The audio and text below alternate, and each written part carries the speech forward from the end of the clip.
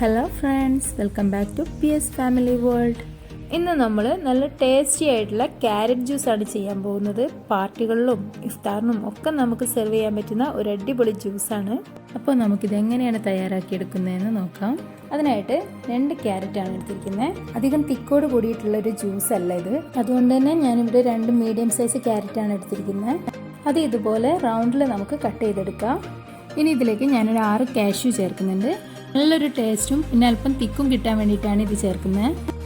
അപ്പോൾ നമുക്കിതൊന്ന് വേവിച്ചെടുക്കാം. അതിനായിട്ട് ഞാനിവിടെ ഒരു കുക്കറിലേക്ക് 1 ഗ്ലാസ് വെള്ളവും 1/4 ടീസ്പൂണോളം ഉപ്പും ചേർത്ത് ഇതൊന്ന് വേവിച്ചെടുക്കുകയാണ്. ക്യാരറ്റ് നന്നായിട്ട് വെന്തിരിക്കണം, ഇല്ലെങ്കിൽ നമ്മൾ ജ്യൂസിന് കുടിക്കുമ്പോൾ അതൊരു തരി പോലെ നമുക്ക് ഫീൽ ചെയ്യും.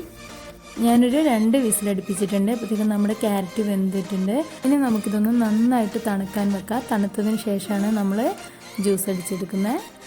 ഈ സമയത്ത് നമ്മൾ ഒരു 1/4 കപ്പോളം ബ്ലാക്ക് കസ്കസ് നമുക്കൊന്ന് കുതിരാനായിട്ട് വെക്കാം. ഒരു 15 മിനിറ്റ് വെച്ചാൽ മതിയാകും. ഇപ്പോൾ നമ്മുടെ ക്യാരറ്റ് നന്നായിട്ട് തണുത്ത് വന്നിട്ടുണ്ട്. ഇനി നമുക്കിതൊരു ജാറിലേക്ക് മാറ്റാം. ഇനി നമുക്കിതിലേക്ക് മധുരത്തിന് ആവശ്യമായിട്ടുള്ള പഞ്ചസാര ചേർത്ത് കൊടുക്കുക. ഞാനിവിടെ ഒരു 1/2 കപ്പ് പഞ്ചസാരയാണ് ചേർത്ത് കൊടുക്കുന്നത്, ഒരു 4 ടീസ്പൂണോളം. ഇനി ഇതിലേക്ക് ഒരു 1/2 ടീസ്പൂൺ ഏലക്ക പൊടിച്ചത് ചേർക്കുന്നുണ്ട്. അത് നമ്മൾ ഓരോരുത്തരുടെ ഫ്ലേവറിനനുസരിച്ച് കൂട്ടുകയും കുറയ്ക്കുകയൊക്കെ ചെയ്യാം. ഇനി ഇതിലേക്ക് ഒരു 1/2 ലിറ്റർ പാല് ചേർക്കുന്നുണ്ട്. ഇത് ചൂടാക്കി തണുപ്പിച്ച പാലാണ്. ഡയറക്റ്റ് പാല് ചേർക്കുന്നവർക്ക് അങ്ങനെ ചേർക്കുകയും ചെയ്യാം. ഇനി നമുക്കിത് നന്നായിട്ടൊന്ന് അടിച്ചെടുക്കാം.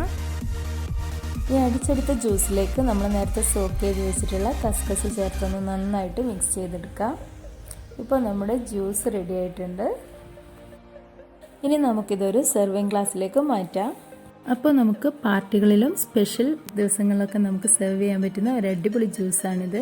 ഇതിൻ്റെ കൂടെ കുറച്ചൊരു ഐസ്ക്രീമൊക്കെ ചേർത്തിട്ടുണ്ട്, കുറച്ചുകൂടി ഒരു ടേസ്റ്റ് ആയിരിക്കും.